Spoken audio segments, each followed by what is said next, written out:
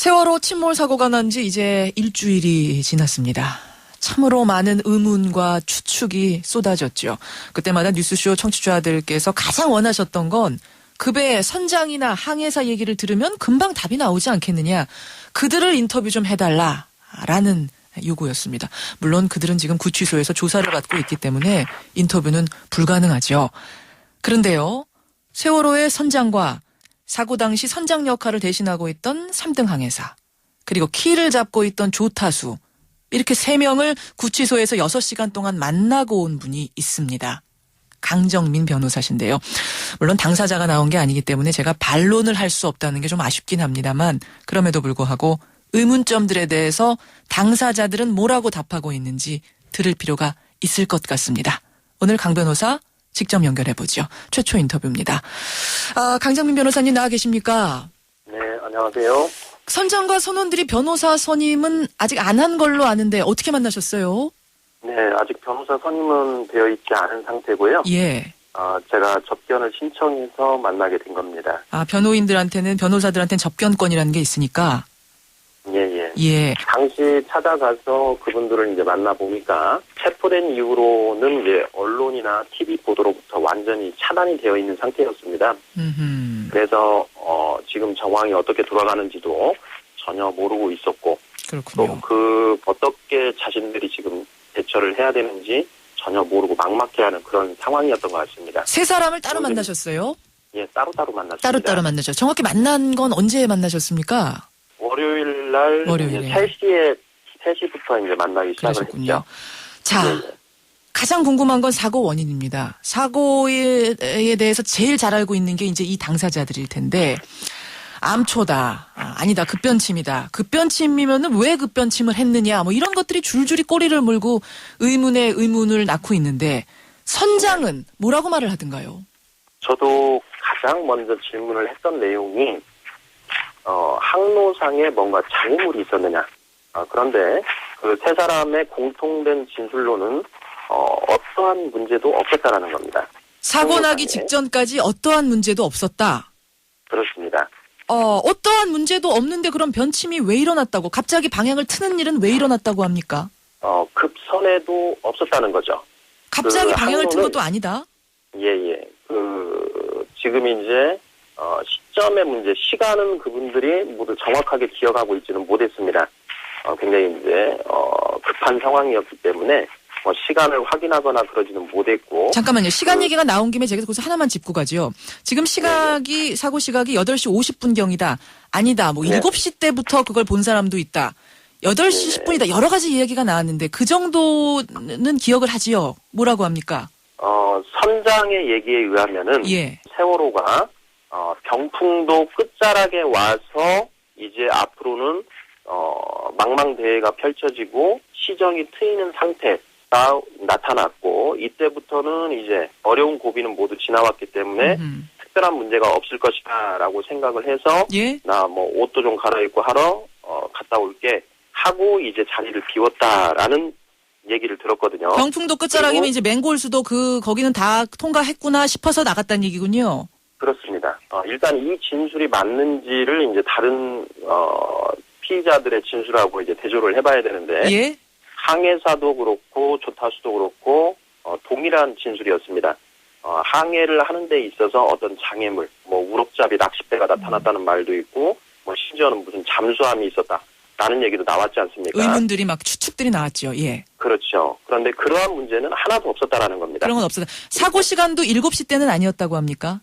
네, 정확히 아닙니다. 8시에서도 지금 사고 시각을 정확히 48분이냐 51분이냐 이건 몰라도 지금 8시 후반부 때라는 것도 맞는 거고요.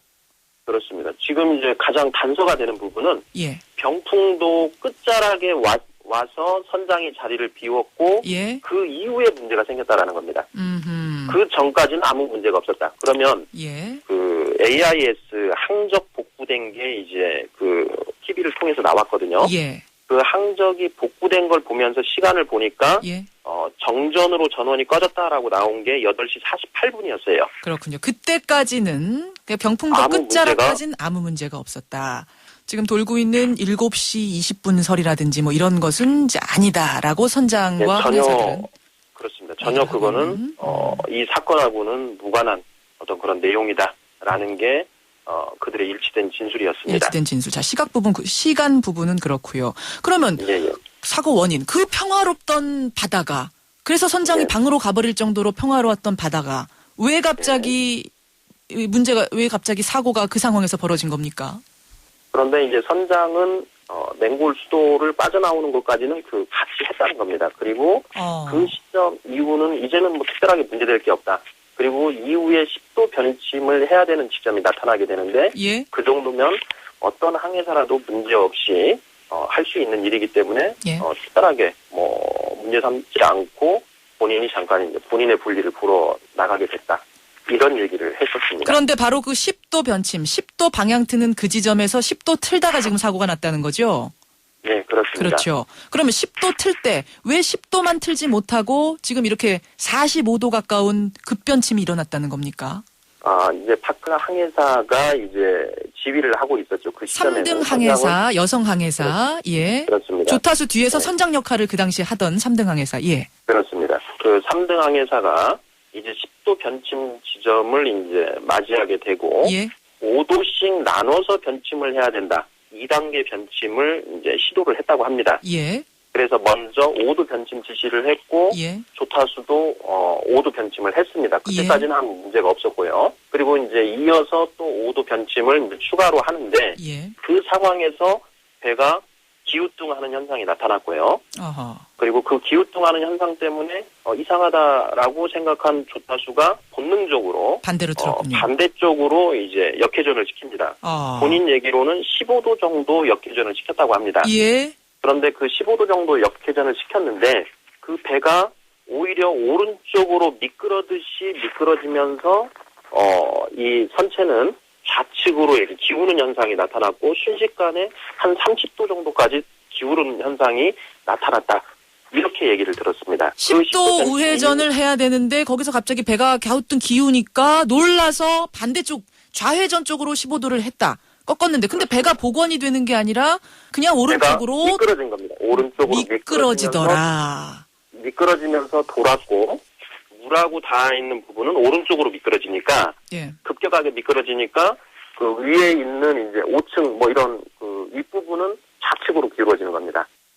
그러니까 이 갑자기 급격하게 우리가 자동차 몰다 급격하게 방향을 틀면 반대편으로 쓰러지듯이 뭐 그런 현상을 말하는 건가요? 원심력에 의해서 그 하부 부분은 오른쪽으로 도는데 위에 상부 부분은 그걸 쫓아가지 못해서 좌측으로 기우는 현상인 거죠. 어쨌든 그러면 이 얘기는 뭐가 앞에 장애가 나타나는 것도 아니고 심하게 맨 처음부터 그 각을 돌려서 그런 것도 아니고 조타기에 이상이 있다 이렇게 지금 얘기를 하는 건가요? 다른 어떤 제3의 요인은 아무것도 없이 지금 이게 이제 사건의 진상이라면 사건은 굉장히 이제 일단은 단순해져 있는 겁니다. 그러네요. 과연 그 당시에 조타수가 조타 미숙에 의해서 이런 배 미끄러짐 현상이 나타나고 배가 기울게 된 것이냐 아니면 그 배의 구조적 결함에 의해서 그런 현상이 나타난 것이냐 아니면 그 두 가지가 복합적으로 작용해서 그런 현상이 나타난 것인지 이걸 규명하는데 수사의 초점이 모아질 수밖에 없다라는 생각을 했습니다. 조타 미숙이냐 배의 결함이냐 이 두 가지. 그 외에 다른 요소 뭐 조류라든지 암초라든지 무슨 뭐 잠수함이 나타났다든지 이런 여러 가지 지금 설들은 다 이 사람들 말에 의하면 아니라는 거군요. 그렇습니다. 그 부분은 모두 일치했고 그들의 눈과 입은 진실을 말하고 있는 것이 분명했던 것 같습니다. 그 부분을 그렇게 보셨어요. 알겠습니다. 자, 이제 사고 원인 부분이었고. 그래서 사고가 났습니다. 그래서 기울어졌습니다. 배가. 그런데 이 사고 상황을 가까운 진도관제센터, 진도 VTS가 아닌 제주관제센터에 첫 신고를 합니다. 지금 이거를 두고서 이제 어떤 얘기가 나오냐면 진도관제센터는 관할이 해경이다 보니까 해경이 알고 일이 커질까 두려워서 제주, 해수부에서 관리하는 제주 쪽에 신고하는 거 아니냐. 뭐 이런 추측이 나오는데요. 물어보셨나요? 그 부분에 대한 답이 있었습니다. 뭐라고 하나요? 조타실 안에는 이제 2개의 교신기가 있다고 합니다. 왼쪽과 뭐 오른쪽 이런 식으로 이제 거기서는 표현을 했는데 왼쪽과 오른쪽에 2대의 교신기가 있는데 오른쪽에 있는 교신기는 그 주파수 자체가 진도 VTS에 맞춰져 있고요. 예. 왼쪽에 있는 교신기는 이게 이제 제주 항무의 주파수가 맞춰져 있었다고 합니다. 아, 두 군데를 다 맞춰놨었다. 오른쪽, 왼쪽.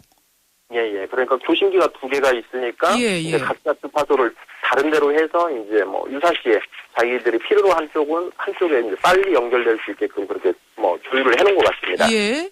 자, 그런데 지금 이제 배가 30도 정도 기운 상태죠. 그렇죠. 왼쪽으로 기울어 있기 때문에 왼쪽에 있는 그 조타기는 밑에 있고 오른쪽에 있는 건 위쪽에 있다는 겁니다. 그리고 그 경사가 30도 이상 져 있기 때문에 그 오른쪽에 있는 교신기를 가지고 통화를 하기 위해서는 기어 올라가서 통화를 해야 된다는 거예요. 아, 그러니까 진도 VTS로 맞춰져 있는 교신기까지 가려면은 기어 올라가서 해야 되는 상황이었다. 그렇죠. 예. 그래서 손쉽게 바로 앞에 있는 그 제주 항무에 맞춰져 있는 교신기로 구조 요청을 하게 된 것이다. 이렇게 얘기를 들었습니다. 그러면 해경이 알면 일이 커질까봐 뭐 두려워서 이랬다 이런 부분은 아니고요. 예. 제주 VTS에 이제 구조 요청을 한 뒤에 그 주파수 핸드폰을 가지고 1등한 회사가 해경에 구조 요청을 이어서 했다라는 핸드폰으로 있었습니다. 해경의 신고도 바로 했다. 따라서 해경을 피하기 위해 일부러 진도 VTS를 피한 건 아니다. 이런 말. 네, 그렇습니다. 근데 9시 6분에는 진도 VTS에서 먼저 이제 통신이 오죠. 교신이 오죠. 그래서 그걸로 통화를 하긴 하거든요. 30분 그렇습니다. 동안. 그때는 기어 올라가서 했다는 건가요? 아닙니다. 그때는 이제 그 주파수를 그 진도 VTS에서 주파수를 맞춰서 그 왼쪽에 있는 교신기로 뭐 이렇게 왔을 가능성도 있는 거겠죠. 그 얘기 듣기로는 그 주파수는 서로 바꿀 수는 있다라고 합니다. 그 지금 말씀하신 주파수를 바꿔서 했다는 그 부분은 얘기를 정확히 들으신 건 아니고요. 교신기에 주파수를 바꿔서 통신을 할 수 있는 거는 뭐 상식인 것 같고요. 일단은 이제 그들이 왜 제주 VTS와 교신을 하게 된 거냐. 이거에 대한 부분은 아까 말씀드린 그러한 사정에 의해서 그렇게 된 것이다 라는 얘기는 들은 겁니다. 그렇게 얘기가 된 거군요. 교신기 부분이 그렇습니다. 교신을 한 사람은 1등 항해사죠. 1등 항해사. 네, 1등 항해사입니다. 도대체 1등 항해사가 교신을 할 때 선장은 어디 있었냐? 그 30분의 귀중한 시간 동안 선장은 어디 있었냐? 이것도 굉장히 지금 관심사인데요. 네네네. 어디 있었다고 합니까? 선장은 조타실에 있었습니다. 아, 교신할 때 교신하는 사람 옆에 있었다고요? 선장의 지시에 따라서 그 제주 VTS에 구조 요청을 한 겁니다. 그러면 진도 그 후에 이제 진도 VTS에서 교신이 오지요. 9시 6분에. 예. 그러면서 빨리 대기시켜라 뭐 하니까 구조선 빨리 보낼 수 있느냐 뭐 이런 얘기를 주고 오고 가다가 마지막에 진도 VTS에서 선장이 알아서 판단하시라. 이게 마지막 대화인데요. 네네. 그러면 선장이 옆에 있었으면 조타실에 있었으면 선장이 알아서 판단을 해야 되는 거 아니었습니까? 이제 이 맹골수로를 거의 벗어난 시점에서 선장이 이제는 뭐 문제될 게 없다라고 해서 이제 옷도 좀 갈아입고 뭐 좀 가지러 선장실에 가겠다. 이제 해서 선장실로 갔지 않습니까? 그 상황에서 갑자기 배가 기우뚱하고 이게 넘어가는 그런 현상이 나타나니까 선장이 이게 무슨 일인지 놀래서 그 상태에서 조타실로 뛰어왔다고 합니다. 뛰어오는데 박씨의 진술에 의하면 선장님이 그 트렁크 팬티 차림으로 왔다라는 거예요. 조타실로. 옷 갈아입다가 이게 무슨 일이야 하고 달려왔다. 팬티 차림으로. 그렇죠. 그래서 오는 과정에 그 복도가 이렇게 기울어져 있으니까 급하게 나오다가 선장도 미끄러져서 넘어졌습니다. 넘어져서 엉덩이도 이렇게 부딪히고 그다음에 이 갈비뼈 아랫부분도 뭔가에 찧어가지고 그 엉덩이와 갈비뼈 부분을 좀 상당히 좀 이렇게 충격이 있었던 것 같습니다. 선장이 이제 옷을 올려서 그 갈비뼈 밑에 이렇게 찍힌 상처를 저한테 보여줬는데 좀 이렇게 길게 제 기억으로 한 10에서 15cm 정도 되는 것 같은데 그런 상처가 나 있었습니다. 근데 뭐 다쳤더라도 오는 길에 다쳤더라도 조타실 교신하는 곳까지 왔으면 거기서 제 임무를 했었으면 될 텐데요. 기어온 것 같아요. 기어와서 이렇게 벽에 기댄 채로 앉아서 상황을 파악을 했고 그 상황 파악 이후에 이제 바로 이제 그 업무 지시를 대처 지시를 이제 했던 것으로 이렇게 얘기를 합니다. 일단 가장 먼저 대처 지시를 했던 게 구조 요청을 해라라고 지시를 했다고 합니다. 구조 요청을 해라. 예. 예. 그 구조 요청 지시에 의해서 1등 항해사 강원식 씨가 이제 그 제주 항무에 구조 요청을 했던 것이 같고요. 그 시각이 선장의 지시에 의해서 그러면 교신이 시작이 된 거다. 그렇습니다. 그 왜 선장이 직접 안 하고 1등 항해사가 한 겁니까? 선장은 지금 다쳐가지고 서 있지를 못하죠. 지금 이제 옆에 앉아 있기 때문에 벽에 기댄 채로 네. 이렇게 이제 지금 업무 지시를 하고 상황 파악을 하는 그런 상황. 걸로 이렇게 그림이 그려지고요. 예. 예, 그 상태에서 이제 그 1등 항해사가 제주 항무에 이제 구제 요청을 했습니다. 예. 그 시각을 제가 이제 접견을 끝내고 나와서 여러 가지 기사 나온 것들을 이렇게 종합을 해보니까 8시 55분으로 이제 그 맞습니다. 기록이 나오고 있더라고요. 예, 그 제가 궁금한 것은 그러면 교신할 때 예. 선장이 바로 옆에 있었으면 빨리빨리 판단하시라, 선장이 판단해서 하시라라고 했을 때 그 정도 상황이었으면 걸어오다 넘어질 상황이었으면 빨리 승객들을 갑판 위로 올려야 된다는 생각을 선장이 해야 되는 거 아닌가요? 왜 선실에서 대기하고 있으라고 방송을 했단 말입니까? 이 배가 기운 걸 다시 어떻게든 이제 뭐 원상복구를 시키려고 하는 노력이 이루어진 측면이 있었을 거 아닙니까? 원상복구 시키려고 뭔가를 했군요. 예. 바로 이제 그 작업 부분이 당연히 있겠죠. 이제 사고가 지금 배가 완전히 침몰된 상태는 아니고 30도 정도 기운 상태니까 이 기운 상태를 어떻게든 그 회복을 시켜보려고 하는 노력을 하는 거는 당연히 그 뭐 배 조정을 맡고 있는 사람들로서는 당연히 그런 시도를 해봤을 건 당연한 것 같습니다. 그렇죠. 물론 동시에 일어날 수도 있습니다. 배를 원상복구시키는 노력하면서 한쪽에서는 승객들 탈출을 유도할 수도 있는 건데 지금 이 경우를 보면 말입니다. 배가 기울어져서 선장이 넘어질 정도의 상황인데도 갑판 위로 올라가십시오. 구명조끼 입고 올라가서 대기하십시오가 아닌 선실에서 대기하십시오. 거기가 제일 안전하겠습니다라는 말이 나왔다는 거죠. 이 부분에 대해서 뭐라고 얘기를 합니까? 구명 라이프 자켓을 입고 탈출을 대기하라 라는 취지로 방송을 내보내라고 그 지시를 했다는 겁니다. 그 지시에 따라서 일단 이제 그 1등 항해사인 강원식 씨가 이제 그 마이크 방송을 했는가 하는 부분이 이제 그 이후에 일어난 상황이죠. 안내 방송을 한 사람은 1등 항해사군요. 교신했던 그분. 그 방송도 그분이 한 거군요. 근데 이제 이 상황에서 선장은 일단 자신은 좀 거동이 불편한 상태로 지금 타박을 입어서 그런 상태에서 벽에 기댄 채 업무 지시를 하는 건데 어찌됐든 선장 다음으로 책임자는 1등 항해사니까 그렇죠. 1등 항해사가 제주 항무와 구조 요청도 하고 그다음에 이제 마이크를 잡고 얘기를 하는 것도 1등 항해사가 진행을 한 것 같습니다. 그래서 1등 항해사에게 지시하기를 구명조끼 입고 탈출에 대기하라 이렇게 말을 했다고요. 그렇죠. 그렇게 얘기를 했다라고 합니다. 그래서 그 전에 제가 접견 들어가기 전에 인식한 상황은 선실이 가장 안전하니까 선실에서 대기를 하라라는 어떤 그 안내 방송이 이제 있었고 그 말을 착실하게 들은 우리 학생들은 어찌됐든 선실을 지키고 있었다라는 거 아닙니까? 맞습니다. 이 부분이 정말 이제 그 핵심적인 부분이라 그게 어떤 취지냐라는 걸 이제 물어봤습니다. 분명히 선장도 라이프 자켓을 입고 대기하라. 이렇게 대기하라는 말이 나왔기 때문에 이 대기하라는 그 말의 취지가 뭐였냐 이제 이걸 이제 제가 물어봤는데 선장은 그런 얘기를 했습니다. 이 라이프 자켓을 입고 탈출에 대비하라라는 취지는 언제든지 배에 뛰어들 수 있는 상태로 대기를 하라라는 그런 취지 아니냐 이런 얘기를 하더라고요. 그래서 갑판으로 올라와서 대기하라라고 말을 한 건 아니죠, 그러니까. 그 갑판으로 올라가서 대기하라 이런 그 말은 안 한 것 같습니다. 선장도 그런 얘기는 안 했습니다. 근데 본인은 그 의미가 이 정도 상황이면 갑판 위로 올라가서 탈출에 대비하라라는 의미로 했답니까? 본인은 그런 취지로 얘기를 했다고 합니다. 1등 항해사는 지금 못 만나신 거죠? 그때 당시에 1등 항해사는 구속된 상태가 아니었기 때문에. 그때 못 만나셨어요?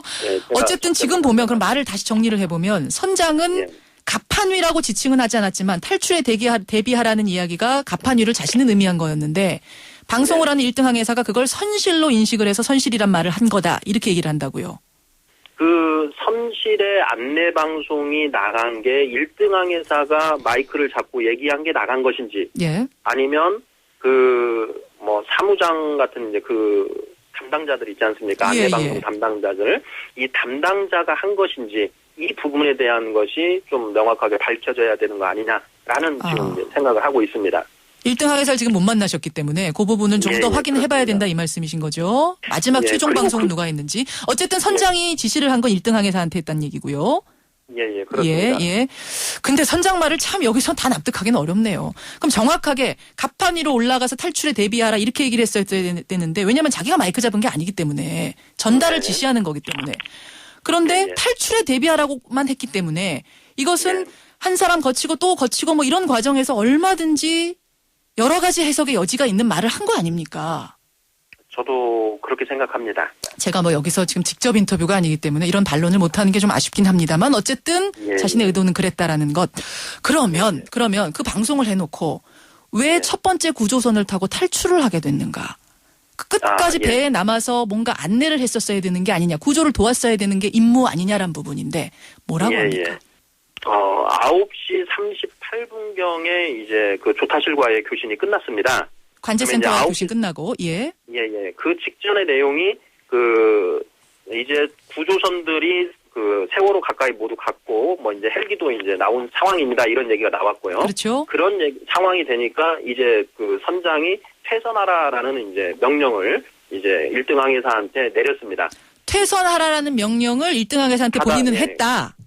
그러면 바다에 뛰어들라는 얘기입니다. 그 얘기는. 어쨌든 간에 배에서 탈출을 하라는 얘기죠. 퇴선 명령이라는 거는. 그렇죠. 자, 그 명령이 내려지니까 그 조타실에 있던 항해사들하고 그 항해사들 그리고 조타수들도 다 이제 그 밖으로 나갑니다. 조타실에서 나와서 이제 밑으로 이제 내려가는 그런 상황이 됐죠. 그러면 선장 본인은 퇴선 명령을 하라라는 이야기는 전체 방송으로 하라라는 의미로 자기는 전달은 했다. 그렇죠. 전달은 했다.